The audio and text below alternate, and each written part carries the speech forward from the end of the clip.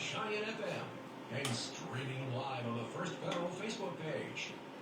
Yes, indeed, it is a beautiful Friday morning. Well, for now at least. I'm sure we're going to get into that more. But it is time for the First Federal program. We are joined this week by Todd Vance. Good morning, sir. Good morning, Paul. Yes, indeed. Beautiful morning so far, but it's Indiana. It's sectional basketball time. Yes, do we need to say more? Yeah. It's been a mixed bag of weather today. Yeah, and nobody's still sure exactly what we're going to get. We welcome Michael Ladd today, the Executive Director of FEDCO, Fulton Economic Development Corporation. So you can join us on our talk today and talk about weather or anything you want. Welcome, Michael. Good morning. Thank you very much. So yeah, sectional basketball time and the weather. I watched like the various local stations this morning, and nobody knows what's going on. It looks like. No. Randy was just telling me right before we went on that Matt Rudkin posted we're roughly in the 1 to 2 inch mark, but he said this has been the hardest system he's had to track in years. Yeah, I follow him on social media, and he does a really good job. Yeah. My weather app showed us in the 8-inch area. Yeah. Channel 22 showed 3 to 5 inches. Channel 16 WNDU didn't really show anything. Yep. And so it's expect the unexpected today, early in March. Be prepared for difficult travels on your way home from work this evening. I also read the winter storm warning in my local weather app here, and it said something about thunder and lightning too. Yeah. There's no clue. They aren't sure what's going to happen. So stay tuned. Be careful out there. We do have sectional basketball time coming up. So We do. That'll be great. It's in Rochester this year for the first time in many years. So. Yep, and the IHSAA sent out some plans to all the hosting schools in case weather does get bad. So as soon as we know if anything's changing, we'll bring it to you on the air. We'll talk about that in a little bit. Yeah. If the weather's nice, get out and see the zebras tonight. Exactly. Nothing better than sectional basketball in Indiana, right, Nope. Michael? You've lived in Indiana for a while, and it's a great spectacle and great enthusiasm and usually large crowds. So we'll start off with the lead story today. The Fulton County Chamber of Commerce has announced they're seeking nominations for its annual awards of Community Service, Organization of the Year, and Business Professional of the Year. That's an annual event they have coming up. Nominations are due by March 17th. And contact the Chamber office at 224-2666 to make a nomination. Okay. So a lot of good people in the community, good organizations, and if you're thinking about somebody that you want to really recognize, call the Chamber office and make a nomination. Yes. So space things this week. Oh, SpaceX. Good news. Yeah. Yes. Had a launch. Did you get up yesterday morning, like at 1 o'clock in the morning, to watch this launch? I did not. I watched the replay. Yeah, either did I. That's the thing about watching rocket launches. You can get up and watch it, then it gets delayed 10 minutes, 2 hours. And Yeah. I didn't want to get up at 1 and then it get delayed till 4 or 5 in the morning, and then I lose. I think it went off on time, basically. That's how it sounds. And it seems like always watching the replays better. Yes. But a crew is going to the International Space Station. It was scrubbed earlier this week for a technical issue, but all's go now, and they're probably there by now, I bet. Yeah, I heard a report that they docked early this morning. Great. So. Paul and I are kind of space geeks, so we like to No, talk that's about okay. space. I grew up with the Mercury project. So. Oh, yeah. Yeah. And that was Mercury, Gemini, then Apollo. I grew up with the Apollo project. Did it? And, Okay. yeah. It's always exciting news. Yeah, it was an exciting time. I mean, nobody knew what to expect out there at that time. Had some Todd's Tech news today. I tried to pull a little bit of technology news since I work in the technology area of the bank. I found this is really interesting. Smartphone shipments recently marked the largest single ever quarter decline. Really? According to analyst firm IDC, with an 18% drop in the 2022 holiday quarter. Shipments also fell 11% for the year. Wow. I mean, it seems like maybe the market's saturated, Everybody has smartphones. Yeah. And my goal was to make it useful as long as possible. That's how some people are. I've tried. I don't always succeed at it, though. I get distracted by the shiny new object, and I'm like, ooh, I gotta get that one now. And then about the time I get that one, they release a new one. So you don't have to answer this if you don't want to, but how old's your phone right now? Year and a half. Yeah, I think mine's 3 years. Yeah. Do you have a smartphone, Michael? You got you both beat, it's about 4 years. Oh yeah, There see, you go. you're one of those I think responsible, that's- frugal people, right? No, I just cheap and hang on to it. Okay. And the new phone's coming out again this year, and You know. new bells and whistles and more shiny things, Paul. I know.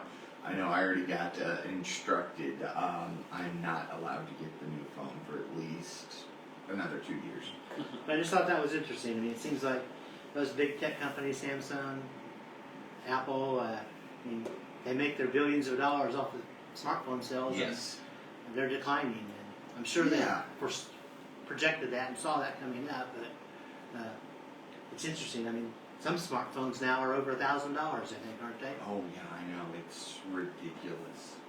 When I got my first smartphone, $500 cash paid for Okay, the yeah. whole I was thing. trying to remember what I paid for my first smartphone. Oh, a phone for $1,000. Phone for Yeah. $1,000. But it's really talking about the space program. These phones are. I read one time they're more powerful than the computers that were on the Apollo spacecraft. Yeah. Yep. It's amazing how far we've come Yeah. just So- because of that one program. Yeah. So we can do everything with those phones. Sometimes too much, right? Yes. So trivia today. Had a hard Okay. time with trivia today, so figured March Madness. We're in March. Oh. Picked some basketball trivia. All right. Of the following teams, Paul, who has the most NCAA men's basketball tournament appearances? You're shaking your head already, Paul. Yeah. Tanner had nothing to do with this question, okay? That's good. But I thought about Tanner when I was thinking of it. I'd rather get it wrong for you and Evan than Tanner. So the following teams, who has the most NCAA basketball tournament appearances? You can play along, Michael. A, Indiana. B, Michigan State. C, Purdue. D, Notre Dame. Those are rough. You They're couldn't all pick- bunched together there. Couldn't pick easy questions. Yeah. Not like, They don't like to give me easy questions at all. we try to stump Paul. That's part of the game. So sports, we got sectional basketball tonight, hopefully. Yes. Winnemac beat North Miami earlier this week on Tuesday night. Winnemac will play Wabash tonight at 6 o'clock. Mm-hmm. And Lewis Cass beat Pioneer 65-29 earlier this week. So Rochester will play Lewis Cass about 7:30. Yep. And we'll be on the air about 7:10. So if the weather's nasty, listen on the radio, but it was nice. Try to get out and see the game. It's Oh yeah, it's gonna great be a thing. good game. Then the two teams playing tonight, the winners will play tomorrow night in the sectional championship at 7:30 Yep. on WROI again, of course, right? If Rochester makes it. If Yes. Rochester makes it, okay. Yes. Don't make that. Don't put any pressure on them. Yeah. Yeah. Local team playing out at their local gym. Yep. We'll be broadcasting tomorrow night. We for need to get out and root Rochester. for them. Unfortunately, Tippecanoe Valley lost to John Glenn earlier this week, They 55-68. So their season's done, but they had a really good season too. So Yeah. congratulate from, them. From what I heard, that was kind of a surprising loss for Valley. So, good job to them for their season at least. And as a diehard Cubs fan, you always say there's always next year, right? Mm-hmm. Like, are you not a Cubs fan or White Sox. White Sox? Oh man. Yeah, so we may have a little banter of White Sox Cubs so far. I haven't followed the Cubs the last few years. I don't even know who's on their team because they were so bad for a while after the World Series win. Kind of the same with the White Sox. They were bad before the World Series. That's true too, yeah. Michael Ladd speaks the truth. Thank you. College basketball, Indiana pulled off the 4-game men's and women's sweep of Purdue. Yeah. So 2 men's victories and 2 women's victories. And that's why Tanner's nowhere to be found. Yeah, he's disappeared basically. Unfortunately, Indiana laid an egg earlier this week with their game with Iowa. Purdue had a close game last night, held off Wisconsin. It's always tough to play there. Yeah. The final weekend of the season's coming up. Got Purdue with Illinois on Saturday. Indiana plays Michigan on Sunday. Notre Dame at Clemson and Butler at Xavier. So all kinds of tough games, and they all get into their conference tournaments next week. And Yes. March Madness is officially on, basically. Yeah. Yeah. Have you started your bracket yet? No, I haven't. I I'll need to start think it when about we that. get to the final 2 teams. How's that sound? We always do a friends and family bracket that we send out through one of the online services, and Mhm. I always have to kind of remember what my password is and user ID, then kind of send an email out and make sure if you want to play that I have the right email address. So if you're on my friends and family list and you want to play, just drop me a line, okay? There we go. So that's always a fun time. March Madness. Moving into Tanner did prepare us for this, and even though he's still on assignment, he left us some tidbits, but I added a couple. One I added here on March 1st, 1888, the Ball brothers began glass production in Muncie, Indiana. Oh. You know, famous for Yeah. Ball canning jars. Yeah. They've stopped making canning jars, as I understand. Somebody else makes them. Yeah. Yeah. Yeah. You still carry the logo, I think, though. Right. Yeah. But one thing I learned about this is Ball Corporation makes 50 billion cans a year for soft drinks and beer. That's pretty interesting. Wow. 50 That's a billion lot. cans. More than we thought. Yeah, that's. I maybe I should have that as a trivia question. Yeah. Maybe it'll show up again sometime. I'll have to remember that. We could answer that. Yeah, I'll know the answer now. Also this week, the Indianapolis Indians baseball team announced they're going to keep the name while partnering with the Miami Nation of Indians of Indiana. The team's had their name since 1902. That was some news in the minor league baseball world. I'm just gonna say, good for them. I mean, that is a big step with everybody else changing their names. They partnering with the local natives and saying, we want to keep it, and they're okay with it. And there's a great partnership about some things they're doing during the season with the Miami Indians and a lot of neat activities around that. So if you want to read more about that, look in some local newspapers or look online to learn some more about that. On this date in 1845, Florida became the 27th state. Oh, okay. And on this date in 1875 also, the first hockey game was played in Montreal. Ah. So those are Tanner's and Todd's tidbits today. Yeah. We have some upcoming events on the horizon here. We do. The Civic Players of Logansport will be presenting Barefoot in the Park tonight, tomorrow, and Sunday at the State Theater in Logansport.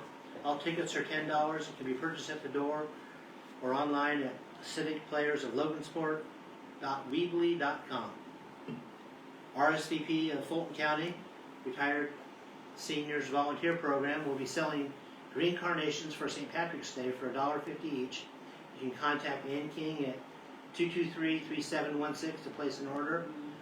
RSVP is a United Way agency. They do a lot of great things in the community for giving a place for seniors to volunteer. Then a lot of organizations use them to kind of supplement their staff, mainly for customer service things, and that's always good. Yep. Riddle School is having a spaghetti dinner fundraiser for one school, one book, one program. That's a neat program to make sure It is. people are reading and books are in people's hands. And they're always good books. Yeah. The dinner will be on Tuesday, April 11th from 5 to 7 at the high school. Ticket sales are going on now and will continue through March 10th. You can contact the Riddle Elementary office to purchase tickets at 223-2880. Money news. We actually had some good news yesterday, Paul. Yes. Dow was up over 300 points. Yes. That's good pretty to good. hear. Yeah. Over the week, it started about at one point and ended about the same thing as of yesterday. But rates remain a key factor for investors, with the yield on a 10-year Treasury finishing above 4%, the highest level since November. The rise in yields came as investors trying to brace for more aggressive action from the Fed as they decide what to do about inflation staying elevated in a strong economy. So stay tuned for more information about that. And it's the Dow, and it's funny times, and It's either going to go up or down, as Mr. Dick Belcher used to say. thank you, Paul, for volunteering that information. That's been ingrained in our thoughts, it seems like. Yes, it has. Moving on to First Federal Savings Bank. We're open today from 8:30 to 5 and tomorrow from 8:30 to noon. You can always bank with us online with our mobile app, which is free to download. Our ATM is open 24/7 if you need some cash. We talk about this every week. We still offer Simply Free checking accounts and Simply Free business accounts.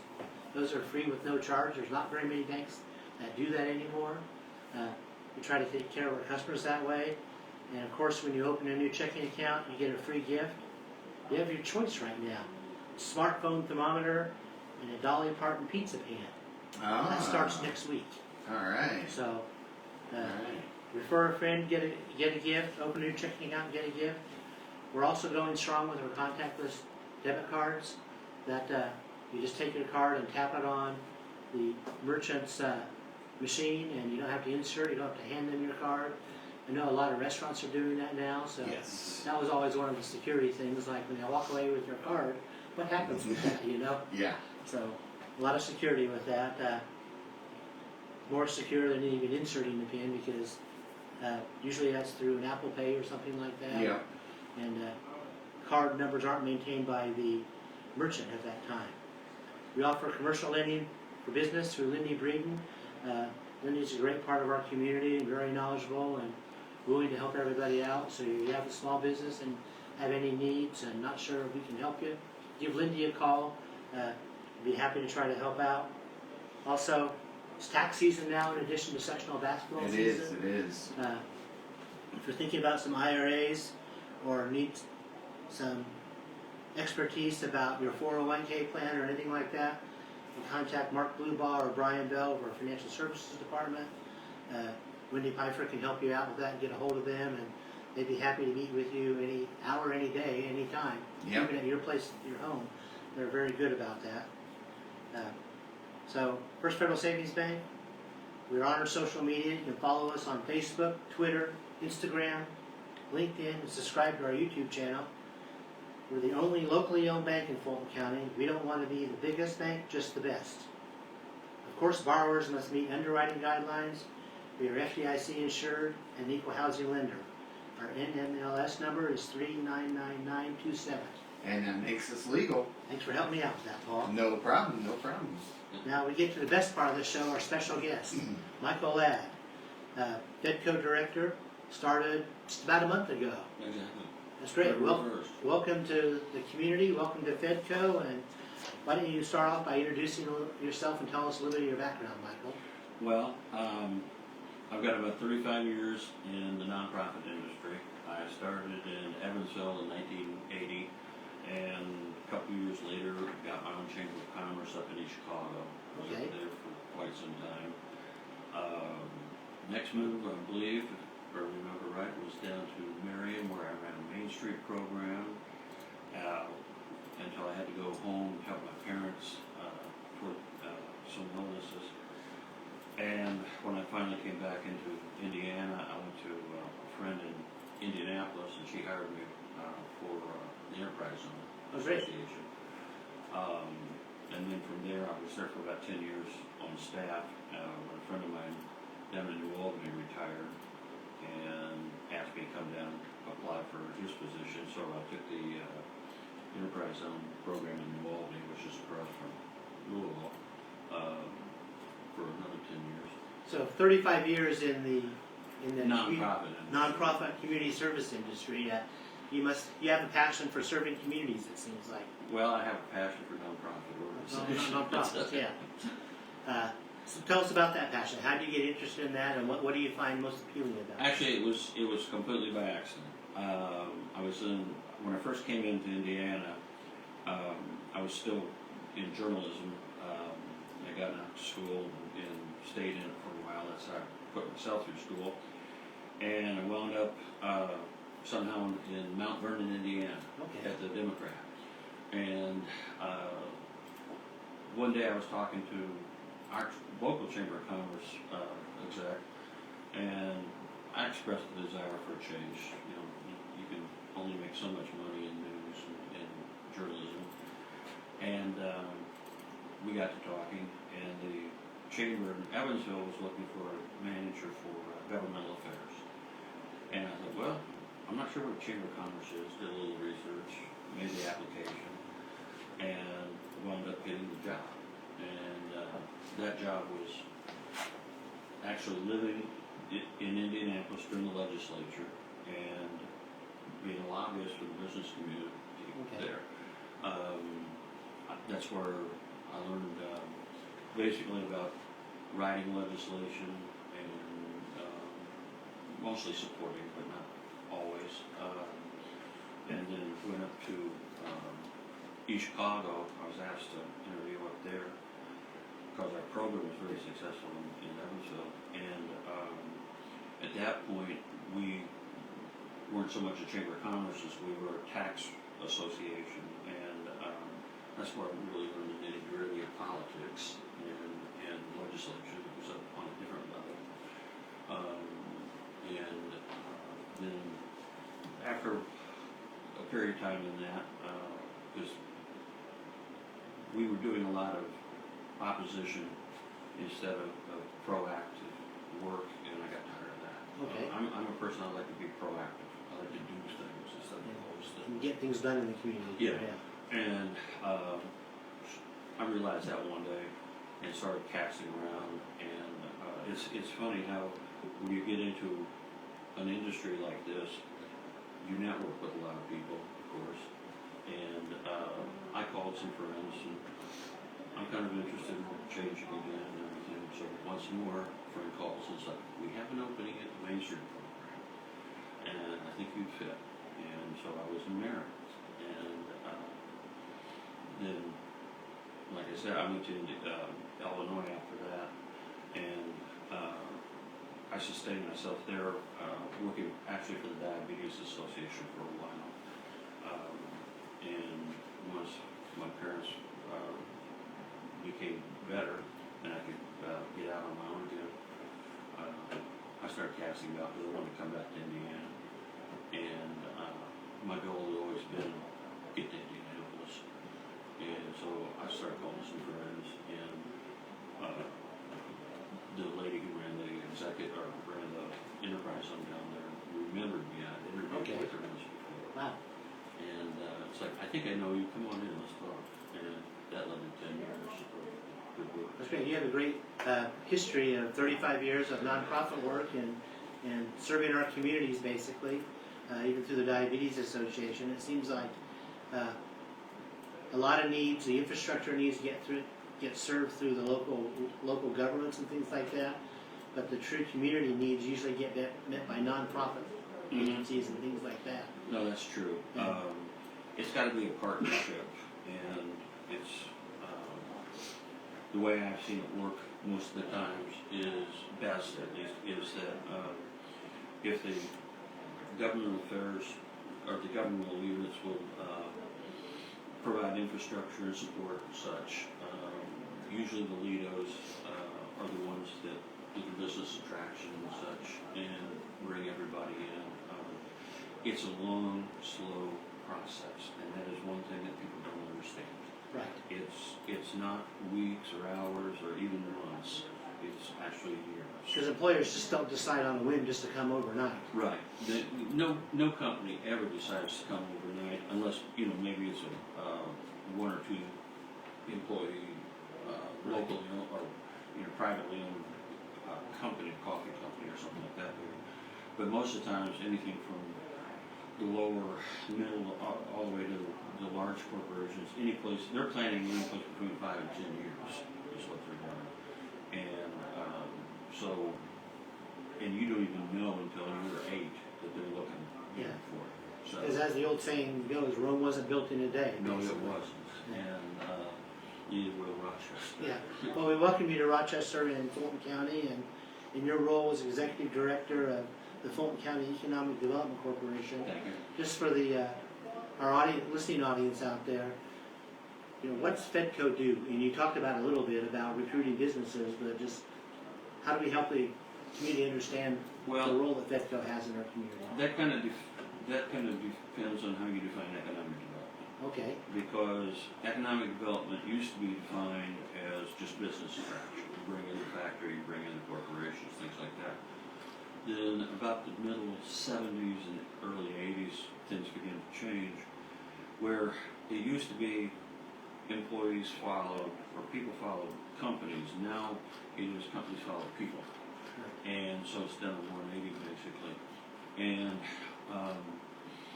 so we've expanded our program of work to start including the corporation or the community development type of issues. And one of the biggest ones is going to be working on housing studies. It's just getting started. as one who has been in Rochester for about 33 days now, I can tell you I just literally Monday got an apartment. It took me that long to even find something. That's tough. I'm sorry about that. No, that's not true. But that's what you're kind of here to help out with. Yeah, with the housing needs, and we do have critical needs that we're not meeting right now. Absolutely, and that's a problem because corporations want their employees to be happy. Number one, they want their employees to have a good quality of life, and the housing comes under that. And if you don't have adequate housing to house their people, they're not going to come. And so the housing study really is more critical than a lot of people would think that it is. Right. Because nobody wants to live in Plymouth, and whether our people want to do that, Right. they don't want to do it. But most people in most countries don't want you.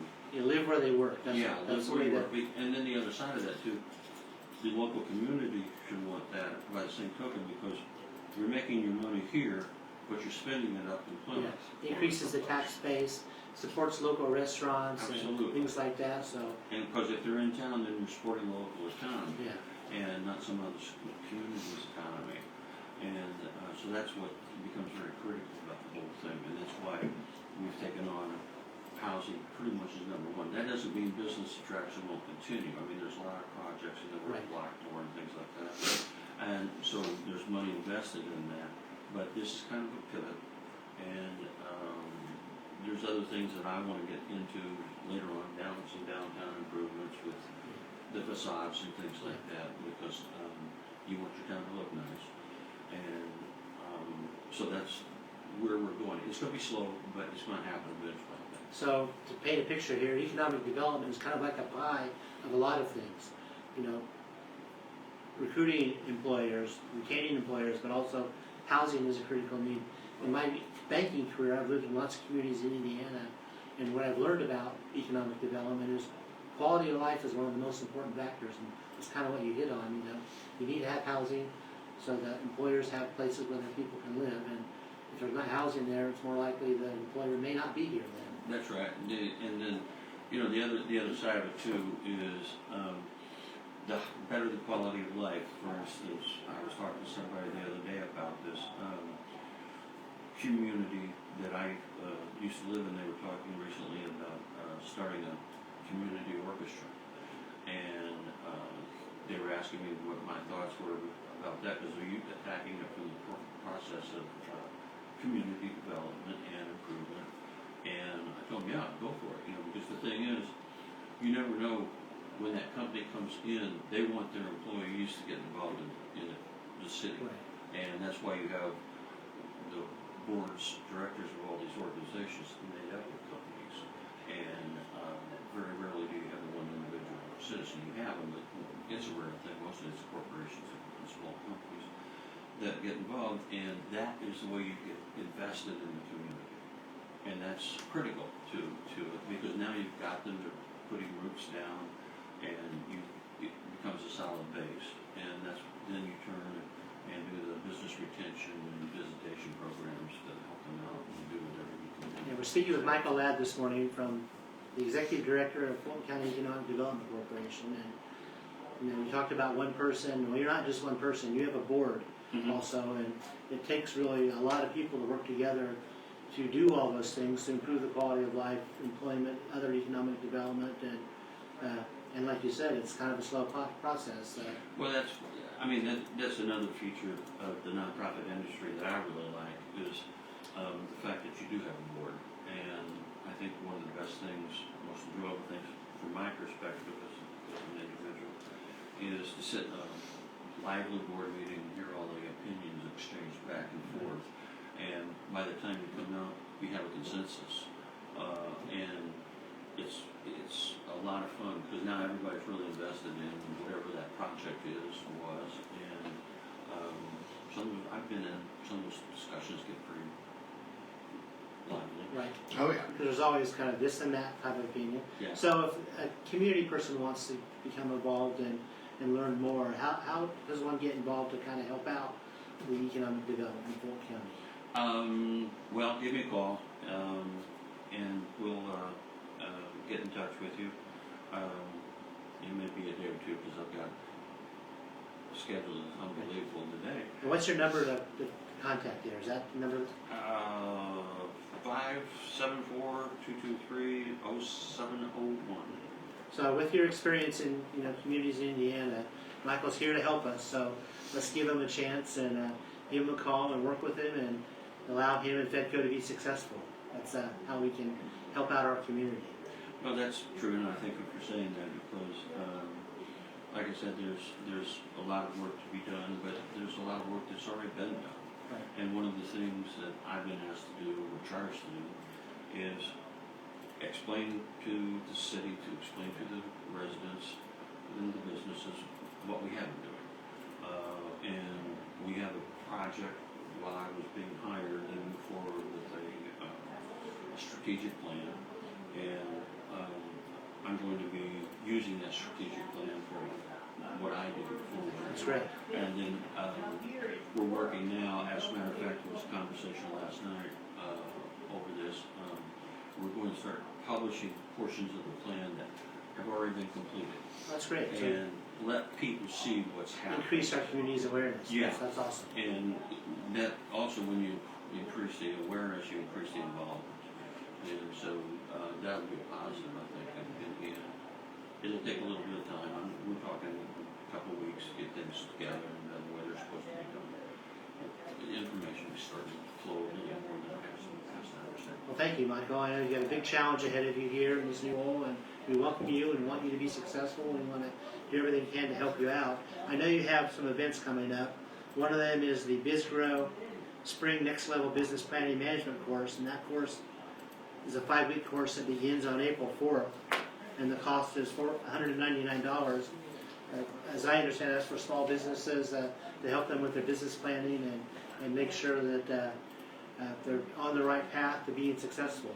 Yeah, no, this is a really good little program. I've seen these before, and I ran one in New Albany, and Amy Beachy, who's heading it up for us, does a great job.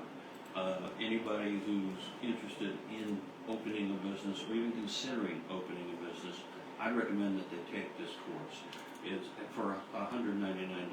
What you get out of it is that's a cheap price to pay. And Amy can be reached at 574-709-7955, and she'll give you all the information that you need. And like I said, she's one of those people that she knows what she's doing. She's been doing it for quite a while. Has great personality, and by the time you come out of there, you're going to know more than you That's can great. retain. Well, thank you, Michael. We welcome you to the community. If we encourage anybody to give Michael a call if they want to learn more or get involved somehow, and Michael's here to help, and we wish you much success and Thank you. welcome to the community now that you have a place to live, and we'll see you around town, probably in the grocery store and the restaurants. Oh, absolutely. And welcome. Thank you for your time today. Thank you much. Thank you, Paul. We're that time. You're gonna ask me a question, Yeah. aren't you? Yes, I am. Who has the most NCAA men's basketball tourney appearances? Indiana, Michigan State, Purdue, Notre Dame. You Michael know? just looked at the answer so he can. Yeah. I won't do that. I really don't know, but I do know growing up, Bobby Knight was everywhere, so I'm going to go Indiana. Indiana 40, Michigan State 35, Notre Dame 37, and Purdue 32. Hopefully, I think most, but Notre Dame might get in the tourney this year. So, Maybe. yeah. Maybe. They could win the ACC tourney. They could. So this, words of wisdom, we're going to close with that. Thank you, Michael Ladd, for being our guest today. It's about economic development. If you can dream it, you can do it. From Walt Disney. Ah, very good words of wisdom. Thank you very much, Todd. We'll see you guys again next week. Thank you, Paul. With those words of wisdom, Hope that was this has been No, that was fine. It was big. Join us every Friday at 7 Thank you.